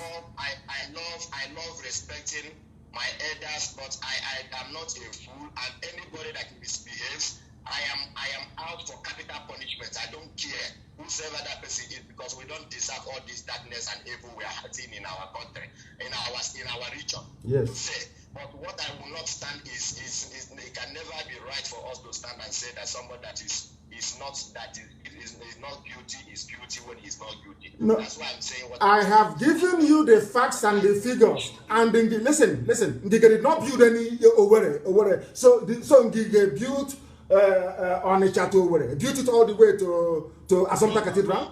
They built only between the Onitsha metropolis. It didn't go beyond that. But I'm talking about a federal road. I'm not talking about the trunk B roads you have in Anambra. We must be able to understand issues and facts before we debate or argue it. Ngige built roads, IPOB built roads as well. We understand that. NDDC under this man Onyema, I think his name is Onyema, he built a lot of roads as well. A lot of little feeder roads connecting communities. I am talking about federal awarded roads. I'm giving you an assignment now. 3 simple assignments. The number 1 assignment is how many times did the federal government of the zoo award the contract for Owerri to Onitsha? I said how many times? That is your number 1 assignment. Number 2 assignment, send somebody to the Federal Ministry of Works. Let them give you the file. I don't believe in hearsay, what somebody said, interview. I believe in facts and figures. Tell them to give you the file of Enugu Iguacha Expressway. You will see what happened. Then also ask, whilst you're at it, ask them a simple question. When was the last time the contract for Enugu Onitsha Road was awarded? And then lastly, also find out how many times Owerri to Umuahia Road passing through Mbisa has been awarded. Then you'll be shocked. We don't come out here to say what we do not know. What we give you are facts and figures. That is why this is the finest university on the face of this very earth. Because we speak the truth always, even if it leads to our death. You must understand that. But I do also accept what you're saying. People must not think that we come here to level accusations or cast aspersions. That is what they will say. That is what they always say. There are certain people in Federal House of Representatives, in the Senate, that ate the money meant for our roads. And when you finish, you will understand the reason why. Have you ever asked yourself the reason why Onitsha Head Bridge is a public-private partnership, whereas they are building their way to Niger Republic? Have you ever asked yourself the reason why? Why Jonathan could not finish Second Niger Bridge? Have you ever asked yourself the reason why? If you know it, these people, as you see them, you will hang all of them. If you see them, you will shoot them. If you know what we know, if you see them, you will kill them. You won't insult them, you will kill all of them. That is what you do. Ask yourself, if they are not compromised, are they not using that same road? Why are they not talking? If you go through Enugu Onitsha Expressway, you will see is unpassable. You, as a lawmaker, thank you very much. Have you asked yourself, but politicians come from these areas, why are they not talking? Because they have shared the money. They have shared the money. Or else, what is your job? Your job is to go and represent the people. And the roads leading from one part of your constituency to the other is not passable, and it's a federal road. It is a federal road, and you cannot talk. Hey, come on. That tells you all you need to know. But I do accept your points that you have made. And thank you very much. I remain very resolute and determined. Thank you very, very much. We have another caller who happens to be on Skype. This caller on Skype, can you hear us? Hello? Yes, please. Your name and where you are, please. Hello. My name is Paul Omubiko. And where are you calling from? From Barcelona. Thank you very much. Please go ahead. Yeah. Omadike, words are not enough to say thanks to you. So now, my question is, we know already about the saboteurs, Ohaneze Ndibo, Eastern governors, and every other person. So, my question is, Bianca Ojukwu, what is her contribution to this struggle? When you answer me, then I have another question. She's very strong and very resolute, and you know how our people are. If the wife of our leader were to be too forward and come out every day and leading this very fight from the front, some of people will also come up and say, oh, is it this family that we have come to suffer? All the time it is them. Oh, they took us to war and they have come again. You don't know how that our people can be very, very devilishly vindictive. She wrote a statement about what happened at Emene, the killing of IPOB family members there. She wrote very eloquently. And I believe that right now she is conducting herself very well and providing counsel and advice the best way that she can. Thank you. Go ahead. Another question is, we have seen these people from Uyo, and we know that religious are the people that cause our problem in that contraption. So, now, Jesus Christ, he prayed, he said, let thy kingdom come, and he was referring to Biafra. Yes. And Biafra is the only kingdom in this world without a king. Yes. Then, Nostradamus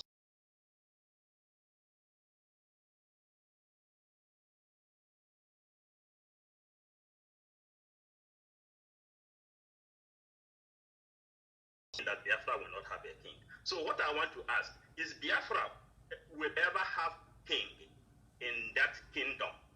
No. Jesus Christ prayed for. No. God is the king. The same way the Israelites were before they asked for Saul to be made, before they asked for king and God gave them Saul. The same way we were without a king, because Chibweze, that is who we are. We are Republicans by nature, and we are going to run a republic where power will reside with the people. There will be nothing like a king. Every position, people can call it king, Igwe, Eze, Mainabo, Obong, or whatever it is, but that very stool, that very office will be voted for by the people. Because if you don't vote for it, if you allow it to become hereditary, you are no longer running a republic. That is how learned we are. We know the meaning of a republic. We know the meaning of a place where a sovereign is in absolute control, or a monarchical system, or a feudal system. We want to run a republic, the same way our ancestors did before the white man came with his warrant chief nonsense. Go ahead. So, I have contribution to do, because we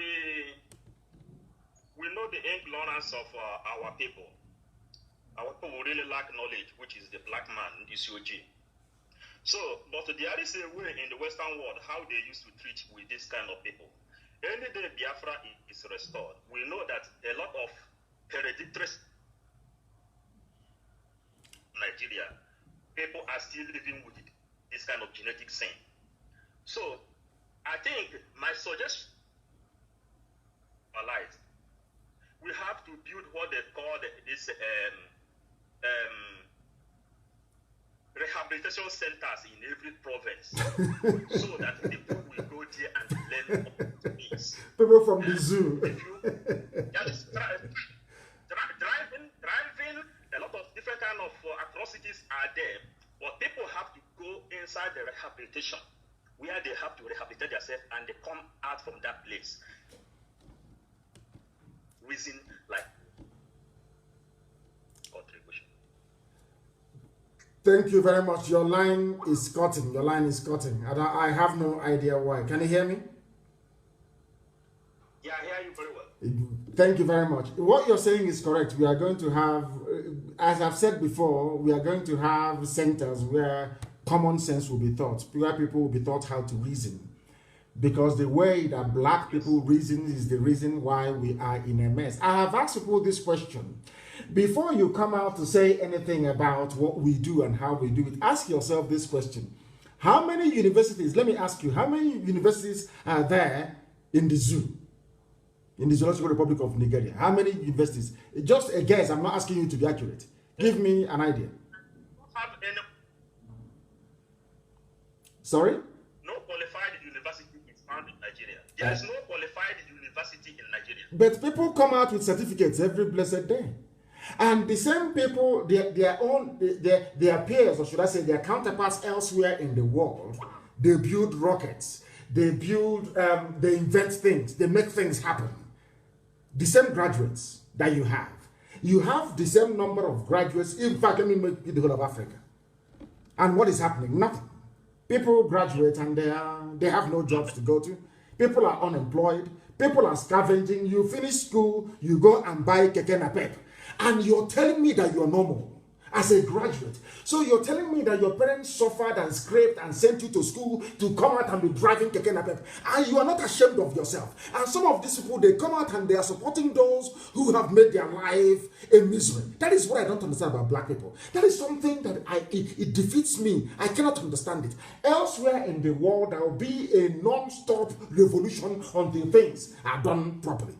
But you will see somebody who is a graduate after going to school, of course, after doing courtesy in school, coming out and is now driving keke napep. And he will go and buy a second-hand Chinese phone and will be using it to defend those making his life a misery. That is something I can never understand about black people. I have tried to excuse all our inexcusable behavior. That is something I don't quite understand. Why would you defend politicians who have made your life? I can't for the life of me understand it. But it's only black people. And that is why we are black anyway. Something very, very deviant about us. Very sad indeed. I have a caller who happens to be on the line. This caller, can you hear me?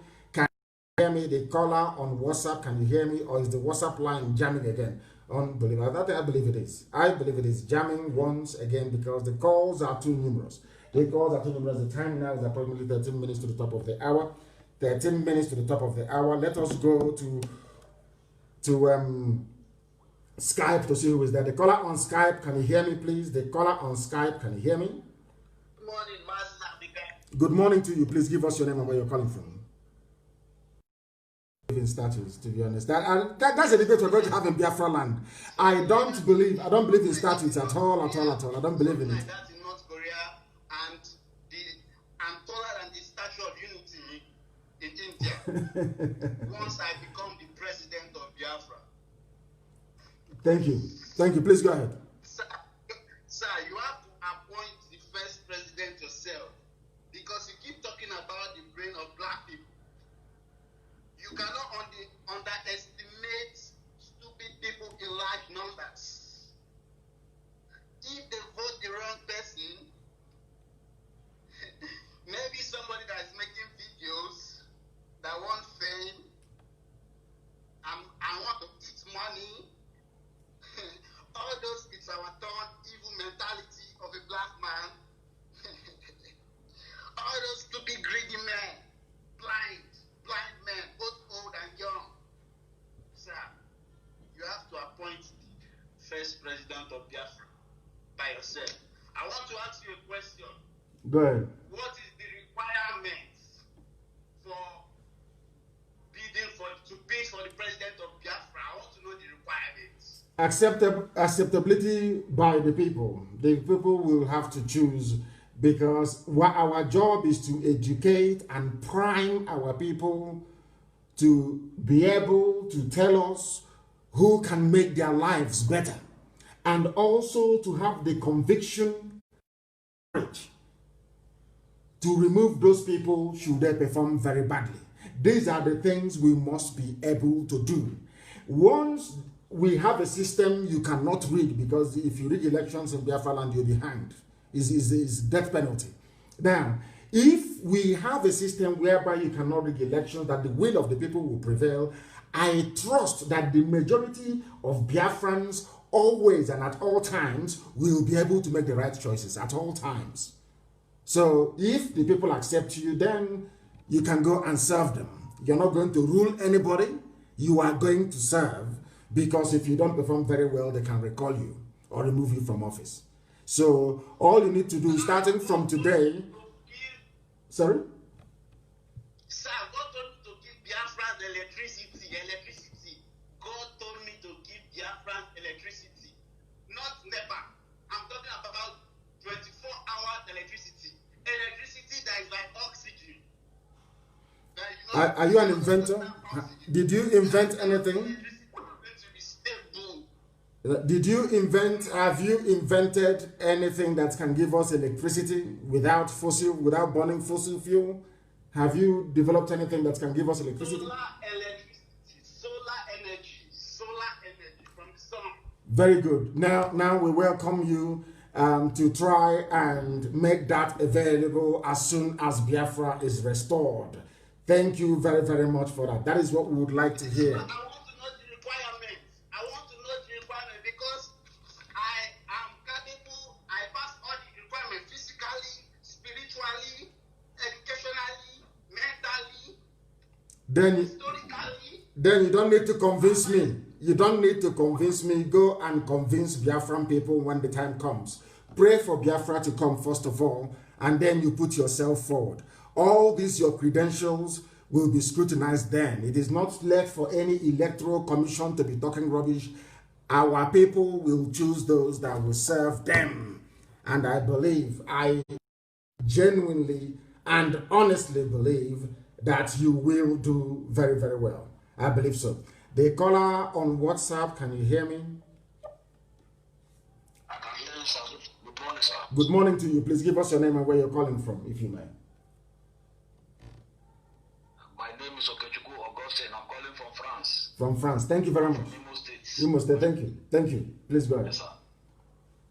This is my first caller on this platform, sir. I've been following your program, watching what you are doing concerning our struggle, sir. Thank you. Continue to guide you. Anybody that want to plant anything against you, we use the head to carry it, because there is nemesis on the ground. Yes, of course. I know. Both the saboteurs and the rest of them. I've been watching all of them on Facebook. Different talks they are talking. There was a program I told Ikenga about in South Africa when Ikenga was in the program. I told Ikenga, forget about all these people. Leave them alone. So anybody that is digging pit or someone that did not dig pit for him will fall inside that pit, and that is how it is. He said, I don't know why we bother. There are always going to be idiots. You can't come in a society and you have people who are normal. As I have said before, the primary driver of the instinct of a Biafran is jealousy.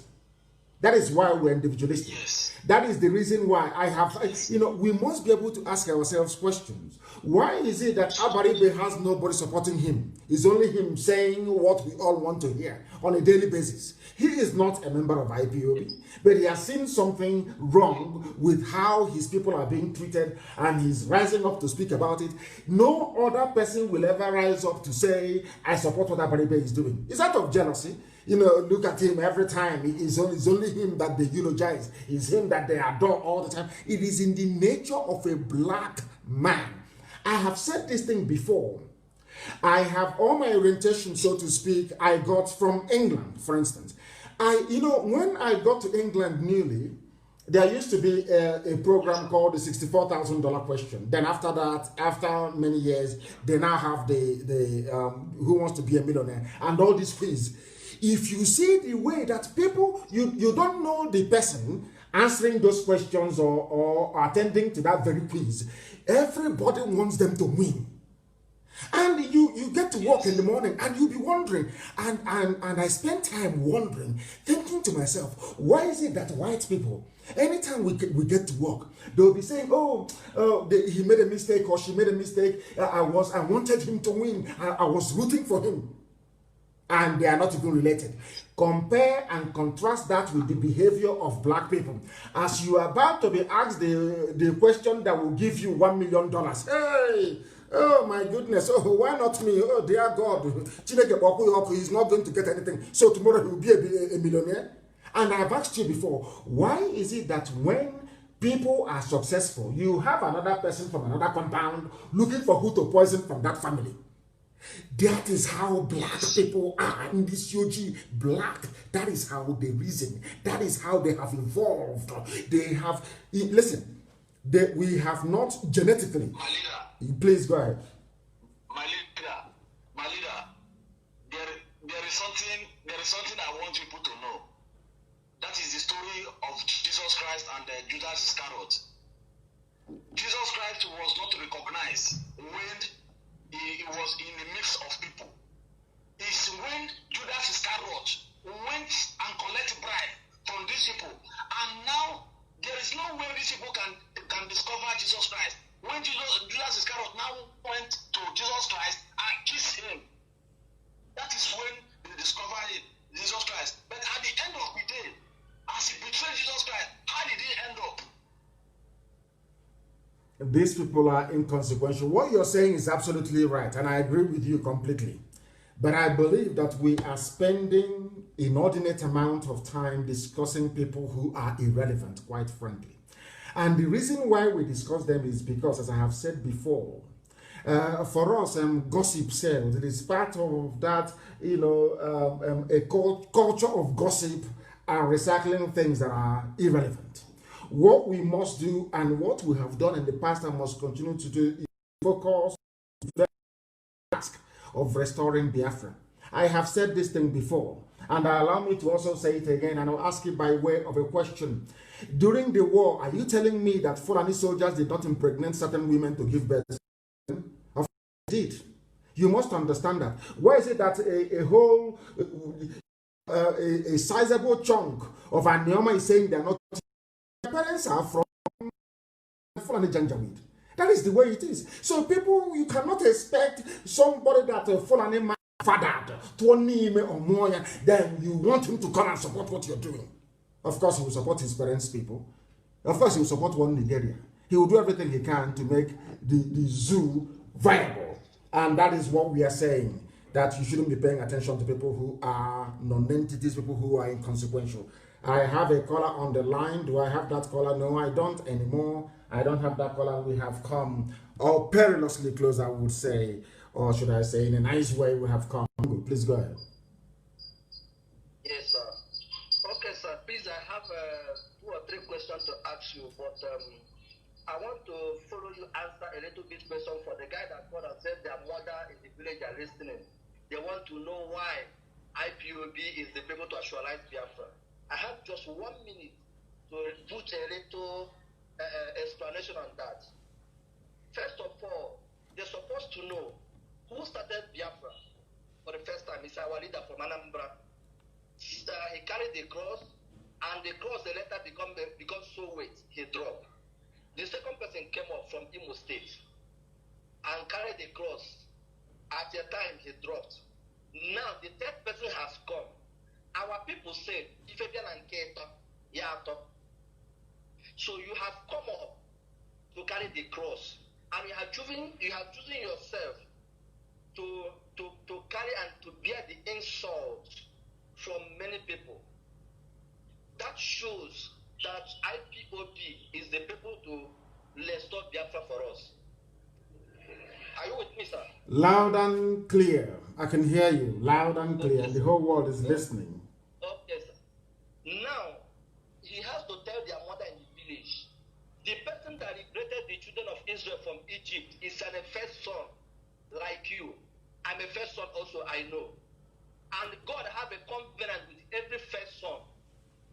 You have gone with that covenant that God has, even no matter how upon how deep the sins of Cain is, but God did not kill Cain because he has a covenant with the first son.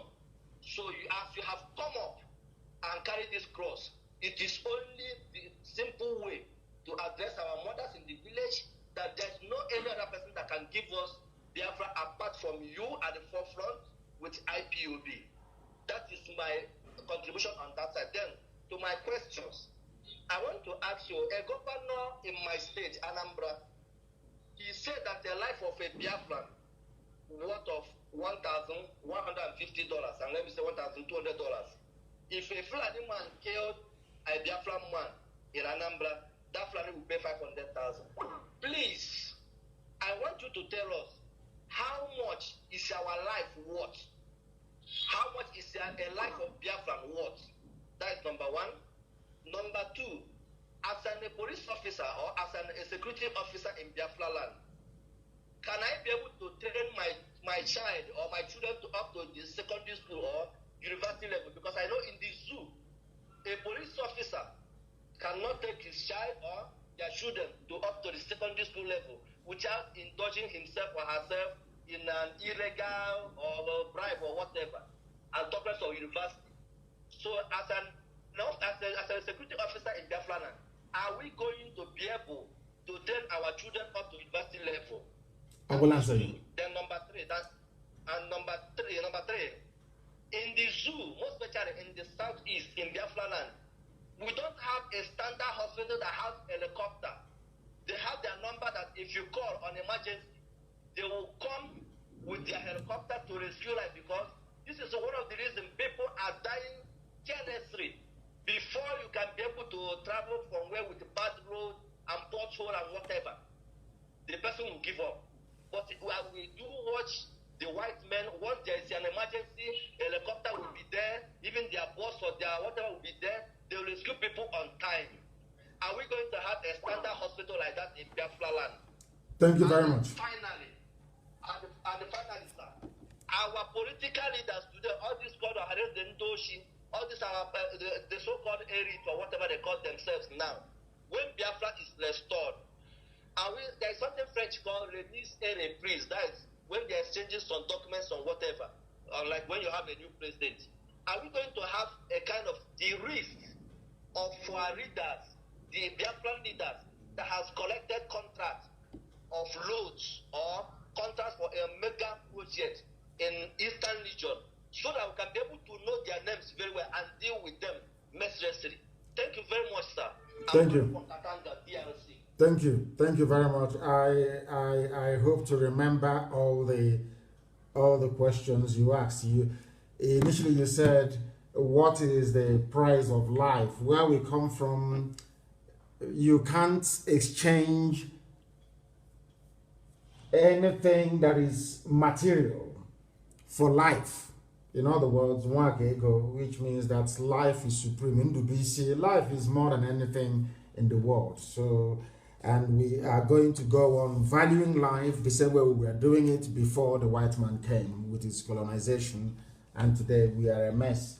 And today you have Biafran people, you have Igbo men and women running SARS in Okozo, harvesting organs of their fellow Igbo people. Something that is an abomination before God Almighty in heaven.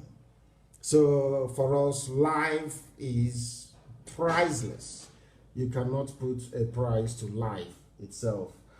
And I think your second question was concerning if you're a police officer, if you are going to train your children to university level. Education in Biafra land will be free right up to university level.